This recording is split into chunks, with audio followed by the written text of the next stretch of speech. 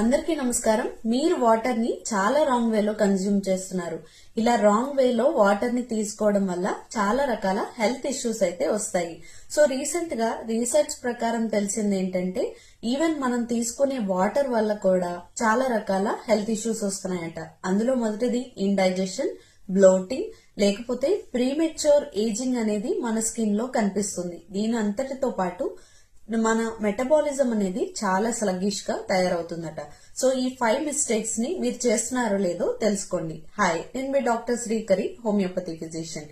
Mistake number 1, water ఎప్పుడు కూడా chilled గా లేదంటే కూల్ వాటర్ ని తీసుకోకూడదు. ఇలా తీసుకోవడం వల్ల మన బ్లడ్ సర్క్యులేషన్ అనేది చాలా కన్స్ట్రిక్ట్ అయిపోతాయి, మన బ్లడ్ వెజల్స్.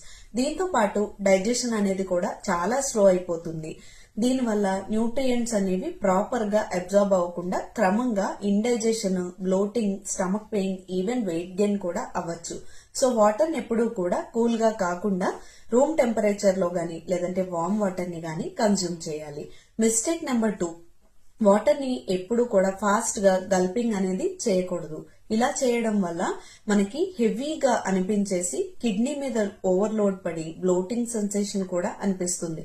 అండ్ మన బాడీకి కావాల్సిన వాటర్ అనేది అబ్జార్బ్ అవ్వకుండా ఉంటుంది. సో వాటర్ ని ఎప్పుడు కూడా గల్ప్ చేయకూడదు, సిప్ బై సిప్ తాగాలి.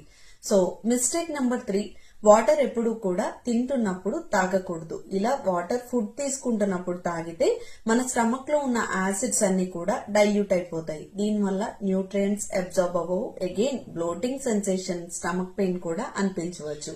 వాటర్ ని ఎప్పుడూ కూడా మీల్ కి 30 మినిట్స్ ముందు లేకపోతే మీల్ కి 30 మినిట్స్ తర్వాత తీసుకోవడం వల్ల ప్రాపర్ గా వాటర్ అనేది బాడీకి అబ్జార్బ్ అవుతుంది, డైజెషన్ కూడా బాగా జరుగుతుంది.